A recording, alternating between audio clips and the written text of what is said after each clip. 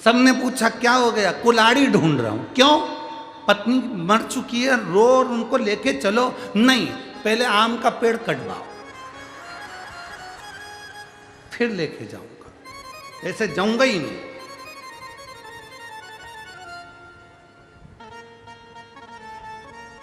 भोजन में अंतर है। जो प्रेम से बनाया जाए वो भोजन कर कर देखोगे तो उसमें एक आनंद की अनुभूति होगी। जो क्रोध से बनाया जाए उसमें रुचि नहीं होगी, ना आनंद होगा, ना वात्सल्यता होगी, ना प्रेम होगा। उसी तरह पशुपति व्रत करने वाले भी दो तरह से व्रत करते हैं। एक भाव से करते हैं, एक हमको कुछ चाहिए तो करते हैं। एक भाव से कि भगवान का मैं व्रत हूं तो वो महादेव नहीं टूटते हैं, उसको बिजली महादेव कहते हैं। बिजली महादेव जिनके टुकड़े टुकड़े होकर जुड़ जाते हैं। शंकर भगवान कभी खंडित नहीं होते हैं, कभी खंडित नहीं है, अखंड है, अखंड।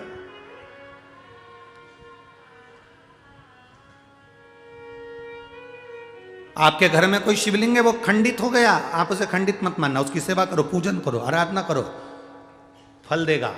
रुद्राक्ष खंडित हो गया, उसे खंडित मत मानना, रुद्राक्ष कभी खंडित नहीं होता।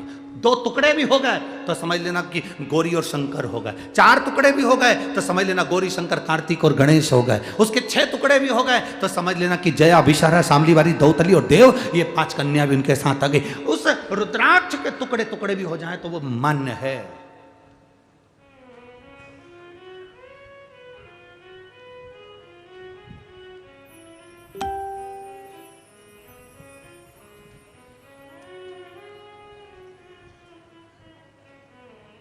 सीहोर में कुबेरेश्वर धाम पर जो रुद्राक्ष मिलता है उसमें अगर थोड़ा सा भी रुद्राक्ष, कई माताएं कहती है ये खंडित है। अब उनको समझाने वाला कौन समझाए? ये तो खंडित है, भैया हमको दूसरा दे दो।